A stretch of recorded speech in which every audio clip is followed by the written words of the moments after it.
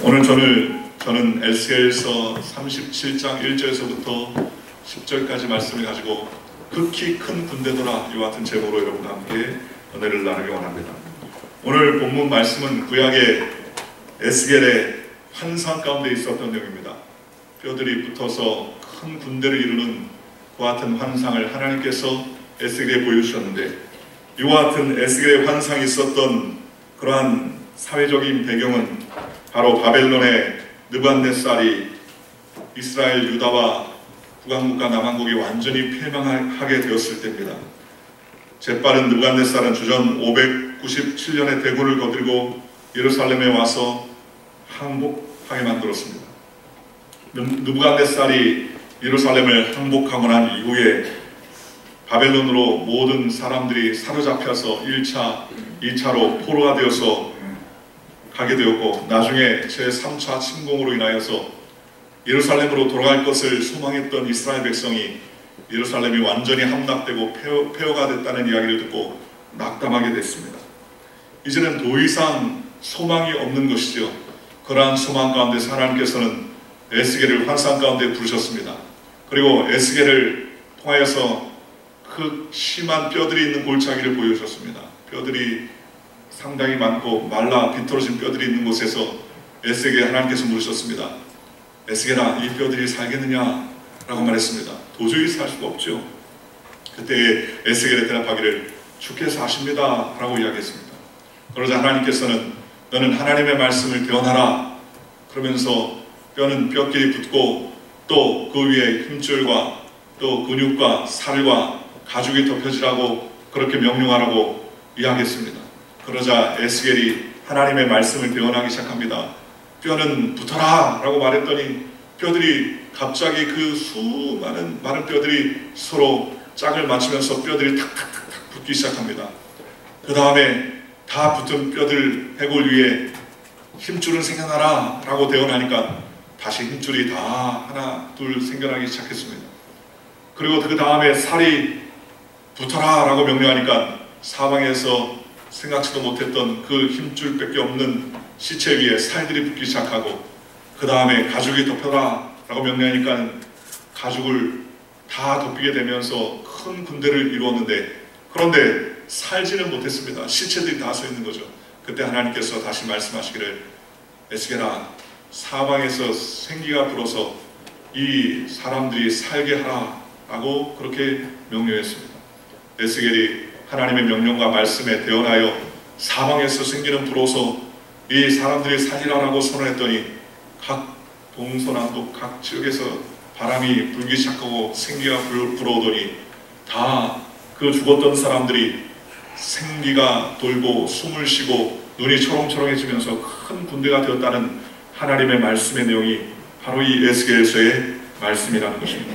오늘 이 에스겔서의 말씀은 오늘 저와 여러분들에게 하나님께서 2500년 전에 말씀하셨던 에스겔의 이스라엘에 대한 환상이었지만, 오늘날 시대를 살아가는 저와 여러분에게도 동일하게 주어지는 말씀임을 기억하시기를 주님의 이름으로 축원합니다.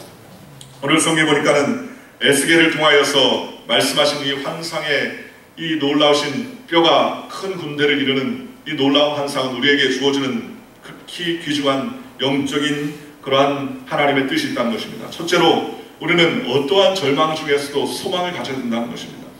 본문의 성경에는 뼈라는 단어가 무려 11번, 그 이후에도 계속적으로 뼈라는 단어가 언급되어 있습니다. 1절, 2절에 의하면 많은 뼈들이 골짜기에 가득 찼다라고 성경은 말합니다. 여러분, 가득 찬 뼈들, 쉽게 말하면 이제 시체가 다 썩어서 문드러지고 뼈밖에 남지 않았는데 그 뼈들을 성경은 뭐라고 말씀하시느냐? 아주 마른 상태라고 말했습니다. 영어 성경으로는 very dry한 상태라고 말했습니다. 시간이 지나고 완전히 소생할 기미가 없고 골수까지도 완전히 말라 비틀어진 그러한 상태였습니다. 이것은 완전한 회복이 불가능한 상태를 말하는 것이고, 또 생명의 흔적이 전혀 남지 않은 상태를 묘사한 말씀이라고 할 수 있습니다.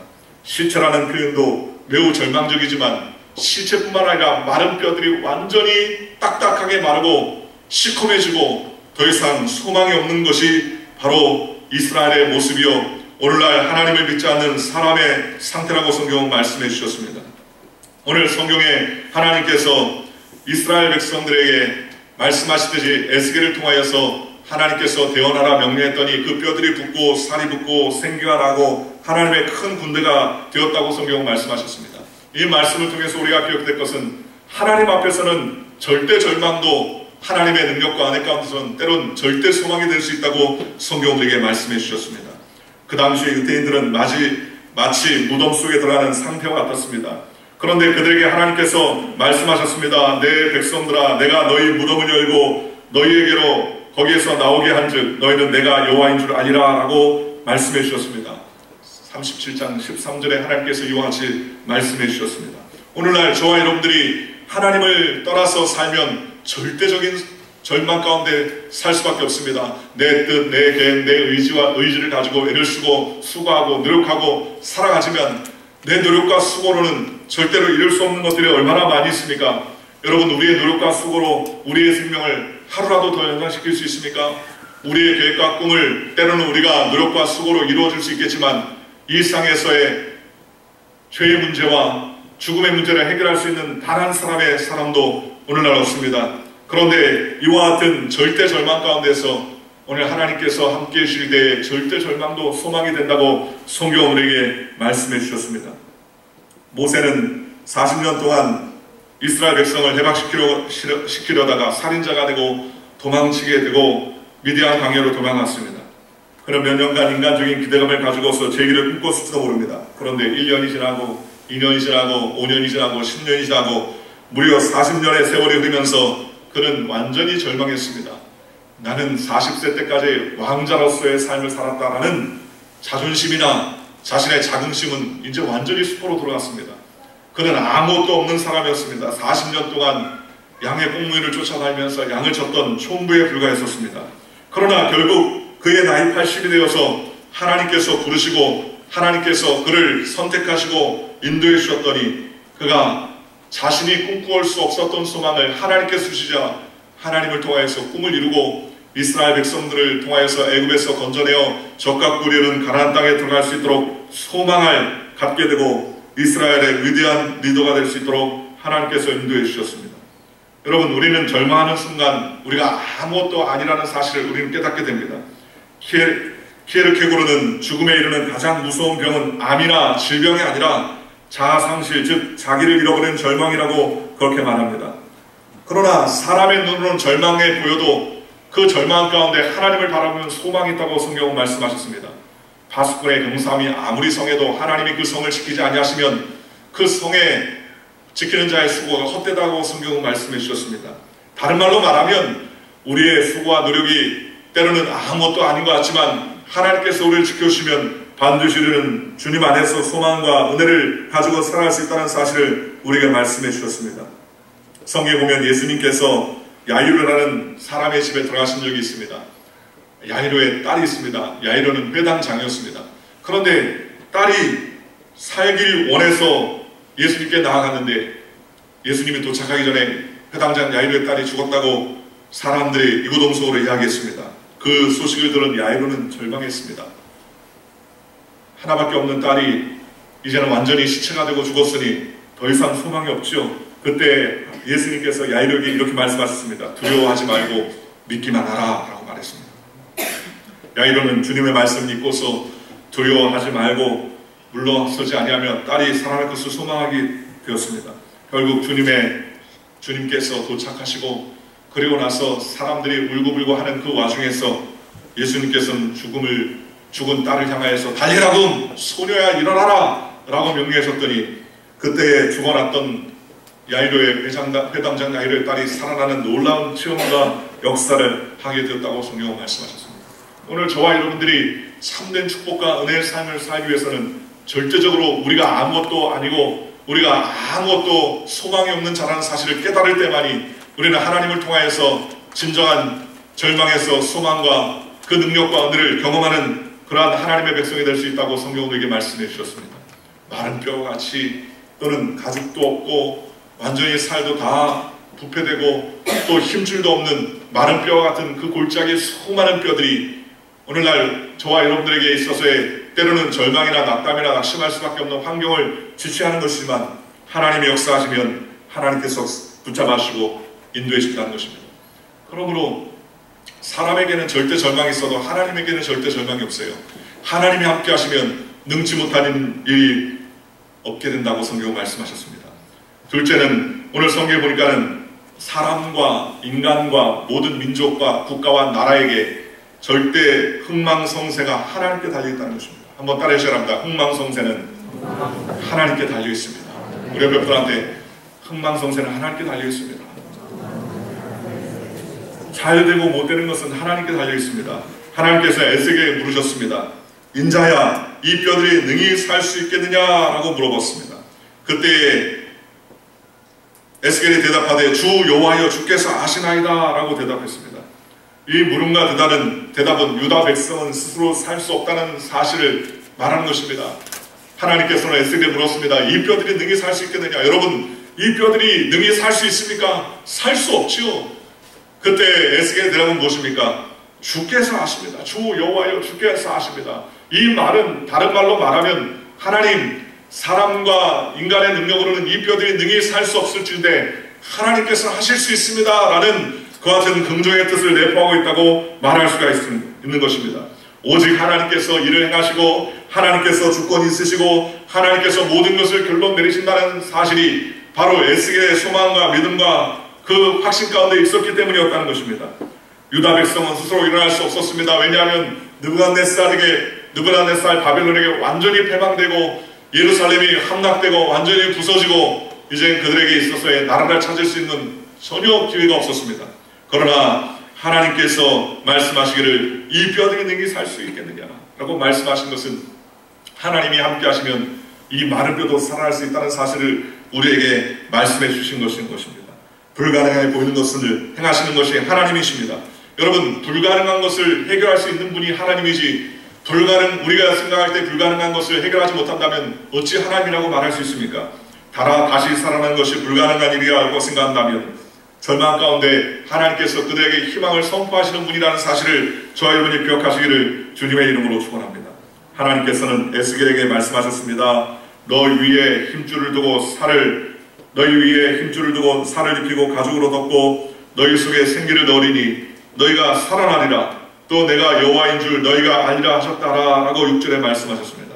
죽어서 완전히 바짝 마른 뼈들처럼 된 유다 백성에게 하나님께서 힘줄을 주시고 살을 부어 넣어 주시고 가죽으로 덮으시고 생기로 부어셔서 살려주실 것이라고 성경은 우리에게 말씀해 주셨다는 것입니다. 여러분, 오늘날 저와 여러분들의 삶도 마찬가지입니다. 우리의 인간적인 노력과 수고를 할 수 없으되 하나님이 하실 수 있다는 것입니다. 그러므로 우리는 우리의 생각과 사고를 열어야 됩니다. 어떤 사고입니까? 주님, 나는 할 수 없으면 주님께서 하실 수 있습니다. 주님께서 하실 수 있습니다. 예수님께서 나사로가 죽은 후에 나사로 앞에 무덤에 서 있을 때 돌문을 옮겨 놓아라 라고 말씀하셨습니다. 그때 사람들이 유구동성으로 말하기를 주여, 나사로가 죽은 지 벌써 나흘이 되어서 썩은 냄새가 납니다 라고 이야기했습니다. 그때 예수님께서 내 말을 믿으면 하나님의 영광을 보리라 하지 않았느냐라고 말씀하시면서 돌문을 옮겨 놓았을 그때 예수님께서 말씀하시는 나사로야 나와라 라고 소리쳤습니다. 나사로가 나와라 소리쳤더니 그 말씀에 수족을 동인 그대로 나사로가 그 즉시 예수님의 발 앞에 나왔습니다. 그리고 예수님께서 풀어놓아 다니게 하라 라고 명령했습니다. 나사로 때문에 그 나사로 베다니의 동네에 많은 사람들이 예수님을 믿었습니다. 나사로 가다가 예수를 믿는 사람이 많다라고 성경 우리에게 말씀하셨습니다. 오늘 저와 여러분도 마찬가지입니다. 죽은 자를 살리시는 능력은 우리에게 있지 않습니다. 하나님에게 있습니다. 오늘 저와 여러분들이 하나님의 능력을 경험하고 우리의 시각을 열어서 나는 할 수 없지만 하나님은 하신다는 사실을 기억하고 하나님께 나아가는 저와 여러분들 되시기를 주님의 이름으로 축원합니다. 하나님이면 우리의 삶에 은혜를 주십니다. 하나님이면 우리의 삶에 변화를 주십니다. 하나님이면 물을 포도주로 변화시키시고 하나님이면 죽은 자를 살리시고 안진뱅이를 일으켜 하시고 눈먼 자를 고치는 놀라운 능력과 은혜를 하나님을 통해서 우리에게 허락해 주시는 것입니다. 그러므로 우리는 하나님의 말씀을 붙잡고 나아가는 믿음의 백성이 되시기를 주님의 이름으로 축원합니다. 세 번째로 우리는 이 말씀을 통해 알 수 있는 것은 바로 이 뼈들이 생기가 되고 생명이 되고 하나님의 큰 군대를 이뤘었던 것은 바로 하나님의 말씀을 통해서 가능했다는 것입니다. 성경은 이렇게 말씀하셨습니다. 또 내게 이르시되 너는 이 모든 뼈에게 대언하여 이르기를 너희 마른 뼈들아 여호와의 말씀을 들을지어다 그랬습니다. 이 뼈들이 여호와의 말씀을 들었더니 살이 생기고 힘줄이 생기고 가죽이 생기고 또 나중에 큰 군대가 되었다고 성경 말씀해 주셨습니다. 오늘 저와 여러분들이 하나님의 말씀을 들을 때에 온전한 삶의 승리와 하나님의 은혜를 경험할 수 있다고 성경들에게 말씀해 주셨습니다. 하나님의 말씀을 대원하니 하나님께서 역사해 주시더라는 것입니다. 스퍼전 목사님이 성전을 완공하고 육성설교가 뒤에까지 잘 전달되는지를 확인하기 위해서 강대상에 서봤습니다. 그 당시에는 마이크가 없었기 때문에 이와 같이 마이크로 하면은 힘도 들이지 않았지만 성전을 아름답게 완성했는데 그 큰 성전에 강대상에서 외칠 때 저 뒤에까지 소리가 잘 들릴까 안 들릴까 걱정이 됐어요. 그래서 아무도 없는 성전에 들어왔습니다. 캄캄한 성전이죠. 그리고서 제일 먼저 했습니다. 보통 사람 같으면 마이크 테스트 뭐 이렇게 얘기했겠죠. 그런데 이 스펄전 목사님은 제일 먼저 뭐라 했느냐, 회개하라 천국에 가까웠다 이렇게 소리를 쳤습니다. 그리고 또 소리를 쳤습니다. 회개하라 천국에 가까웠다. 그리고 세 번째 또 소리를 쳤습니다. 회개하라 천국에 가까웠다. 그렇게 했더니 천정에서 부시럭부시럭 소리가 나는 거예요. 그러면서 한 사람이 주섬주섬 내려오기 시작하더란 겁니다. 그러더니 목사님 발 앞에서 엎드려서 목사님 살려주십시오 그렇게 이야기하더랍니다. 당신 누구요? 그랬더니 저는 이 새로 지은 성전에 뭐 가져갈 물건이 없는지 물건 훔쳐간 도둑입니다. 그런데 제가 천정에서 숨어 있는데 회개하라 천국이 가깝다 라고 그렇게 말했는데 첫 번째 들었을 때는 나한테 하는 말이 아니겠지 라고 생각이 났는데 성전에 아무도 없는데 목사님이 회개하라 세 번 얘기하고 세 번째 들었을 때는 오늘 회개 안 하면 나는 끝장나겠구나 생각을 하고 자진해서 나왔습니다. 나는 회개합니다. 나를 용서해달라고 그렇게 이야기하더라는 것입니다. 여러분, 하나님의 말씀을 들으면 도둑도 변화받습니다. 도둑도 변화받아요.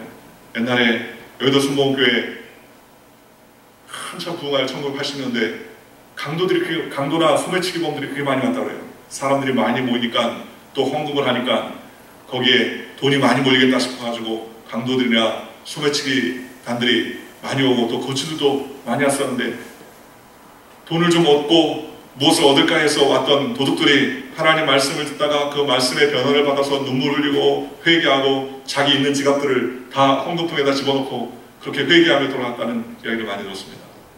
또 한 번은 거지가 사람들이 많이 모이니까 뭐라도 얻을까 해서 성전에 들어왔는데 성전에 들어와서 말씀을 듣다가 큰 마음의 변화를 받은 거예요. 야, 하나님이면 하나님께서 도와주시면 나에게 소망이 있구나라는 생각을 했습니다.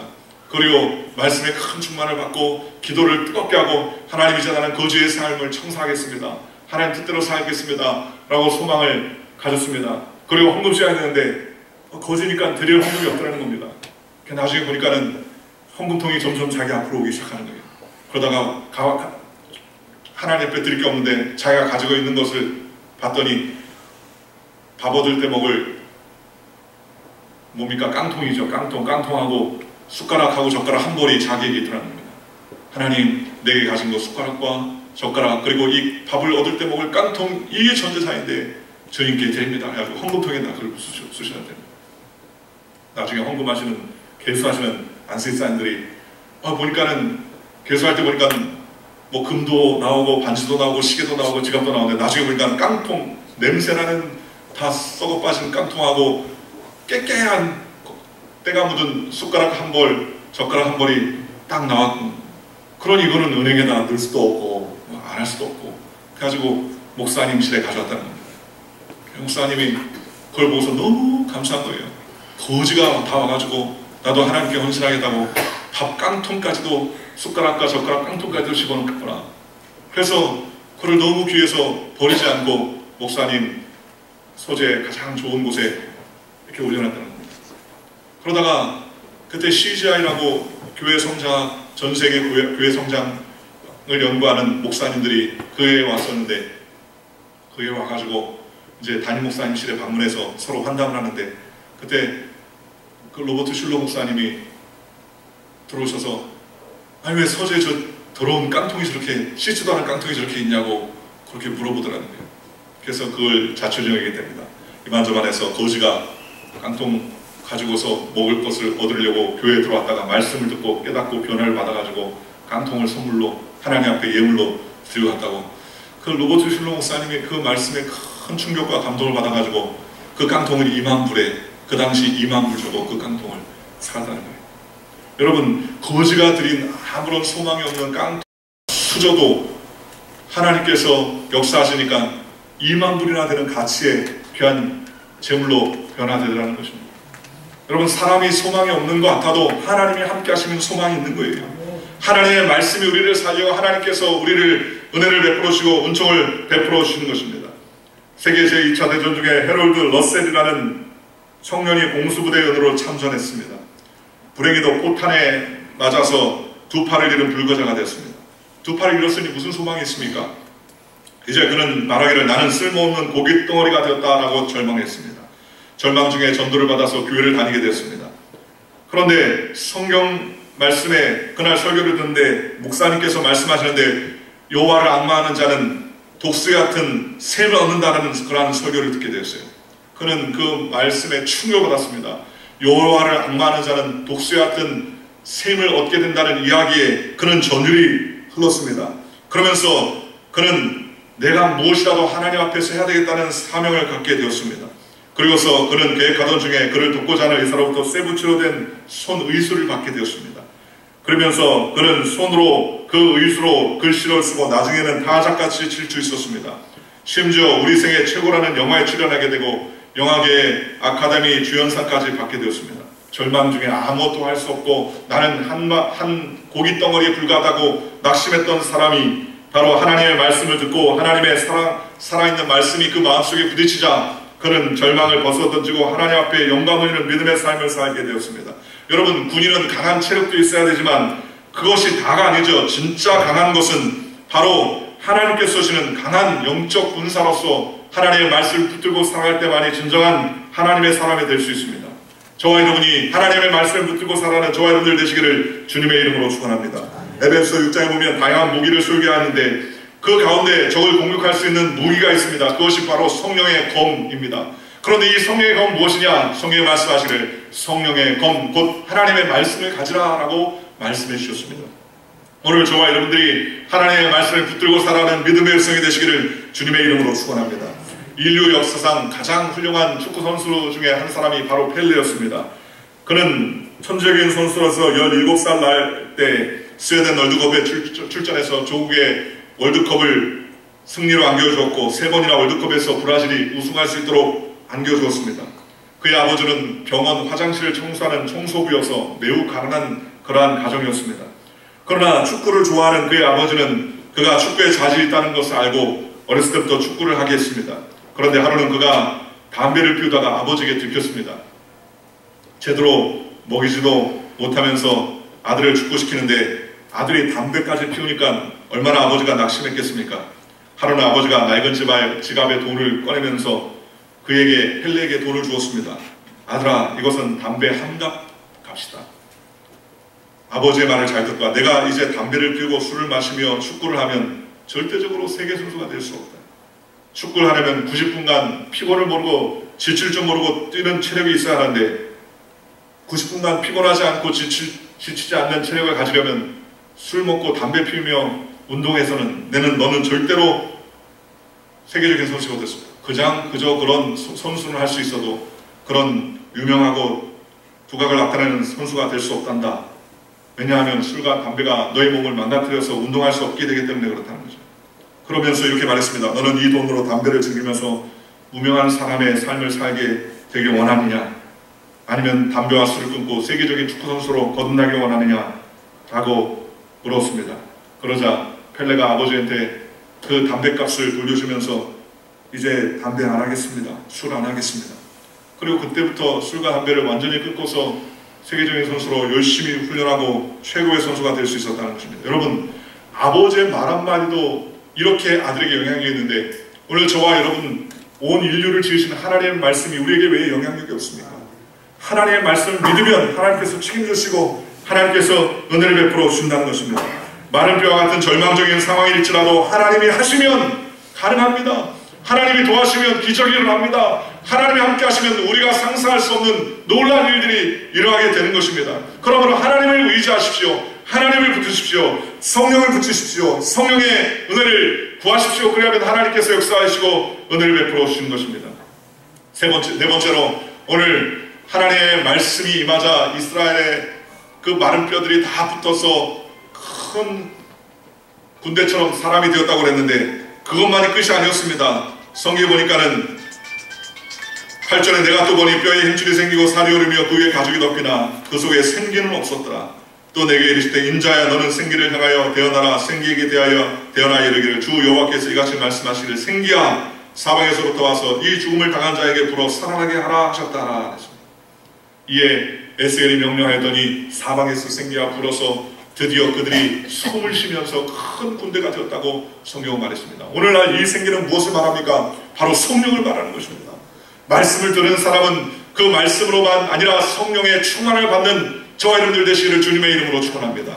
성령이 오시면 우리의 삶의 변화를 허락해 주십니다. 성령이 오시면 우리의 무력한 삶에 하나님께서 은혜를 베풀어 주십니다. 성령이 오시면 우리에게 놀라신 은혜를 허락해 주십니다. 성령이 오시면 하나님의 놀라운 역사를 이룰 수 있는 담대한 능력과 은혜를 허락해 주시라는 것입니다. 그러므로 저와 여러분이 성령의 충만함을 받는 저와 여러분들 되시기를 주님의 이름으로 축원합니다. 보통 사람들은 예수 믿으면 다 성령을 받았다고 생각하지만 그러나 성령 세례와 성령 충만은 틀립니다. 예수 이름을 고백하는 것도 성령의 능력으로 고백하는 것이지만 그러나 우리는 항상 성령의 충만함을 받아야 됩니다.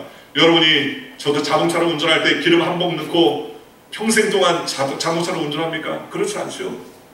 순간순간마다 기름이 떨어진다는 불이 들어오거나 눈금 게이지를 보면은 우리가 주유소에 들어와서 기름을 채워서 또 달리게 되지 않습니까? 바로 이와 마찬가지입니다. 오늘 저와 여러분들을 힘있게 하고 소망있게 하고 은혜있게 하고 능력있게 하는 것은 바로 성령의 능력입니다.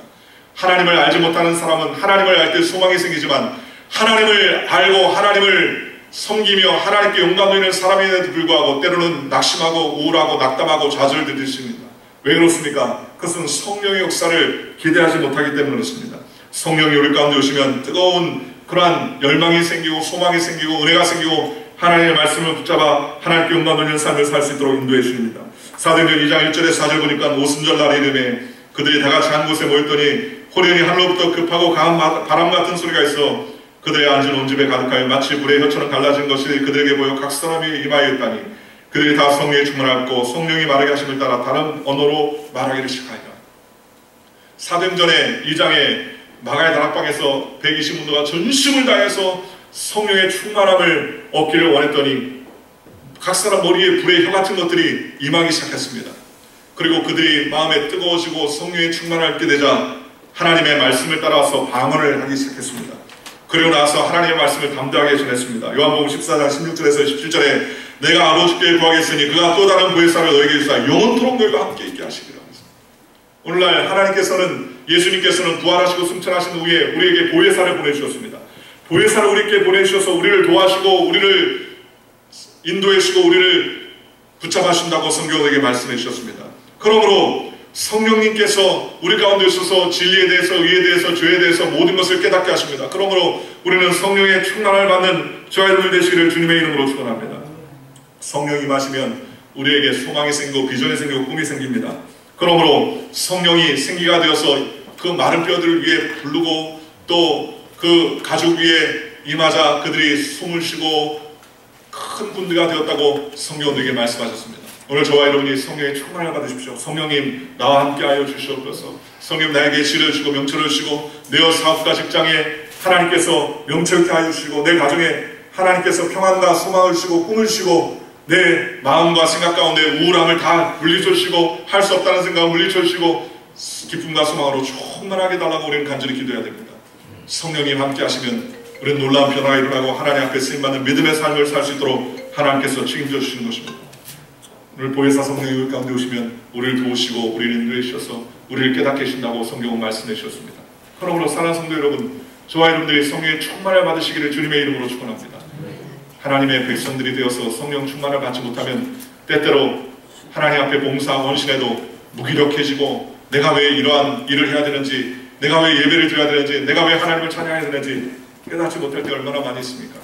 그러나 성령이 오시면 우리 마음 가운데 참된 소망을 주시고 은혜를 주시고 은총을 베풀어 주시고 하나님을 알 수 있는 능력과 하늘을 해결해 주시는 것입니다. 성령이 오실 때 성령께서 우리에게 방언을 주시고 우리에게 방언 통변을 주시고 각종 은사를 부으셔서 하나님의 일을 할 수 있도록 주님께서 붙잡아 주시는 것입니다. 그러면 사랑하는 성도 여러분, 성령님을 붙잡고 의지하는 저와 여러분 되시기를 주님의 이름으로 축원합니다. 오늘 하나님께서는 바로 에스겔을 통하여서 마른 뼈들이 변화받아 큰 군대를 이루는 환상을 우리에게 보여주셨습니다. 앞서 언급했던 것처럼 하나님 앞에서는 절대 절망은 없습니다.